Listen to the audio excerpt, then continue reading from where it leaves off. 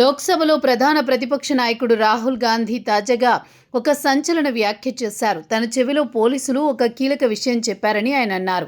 అయితే అది విషయం కాదు అని ఆయన మాటల తర్వాత అర్థమైంది. వారు రాహుల్కి అతిపెద్ద బాధ్యత మోపారని కూడా తెలుస్తోంది.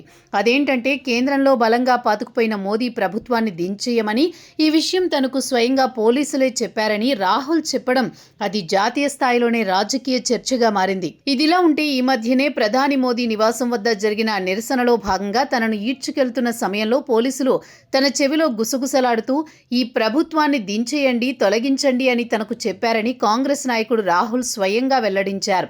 నిరుద్యోగ సమస్యలు, పేపర్ లీకేజీలపై పోరాడుతున్న విద్యార్థులకు మద్దతుగా ప్రధాని మోదీ ఇంటిని ముట్టడికి ప్రయత్నించిన సమయంలో ఈ ఘటన జరిగింది అని ఆయన అన్నారు. తనను అక్కడి నుంచి తీసుకువెళ్లిన పోలీసులే ప్రస్తుత ప్రభుత్వం వెళ్లిపోవాలని నిశ్శబ్దంగా చెప్పారని ఆయన ఆరోపించారు.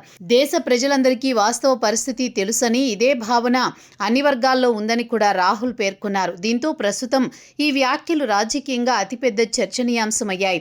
నిజానికి ప్రధాని నివాసం వద్ద ఆ రోజు ఏం జరిగింది అన్నది చూసే అది ఢిల్లీలోని ప్రధాని మోదీ అధికారిక నివాసం రోడ్ నెంబర్ 7 లోక్ కళ్యాణ్ మార్గ్. అది కాంగ్రెస్ నిరసనలకు అనూహ్య వేదిక అయ్యింది. దేశంలో విద్యార్థుల సమస్యల మీద కాంగ్రెస్ ఒక్కసారిగా మెరుపు నిరసనకు అక్కడ చేపట్టింది.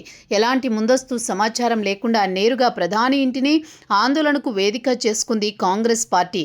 నీట్ పరీక్షల అవకతవకలు, పేపర్ లీకేజీలు, సీజేపీ నిరసనలపై మోదీ ప్రభుత్వం తీసుకుంటోన్న కఠిన చర్యలు వ్యతిరేకిస్తూ కాంగ్రెస్ ఈ తరహాలో ఆందోళన చేపట్టింది.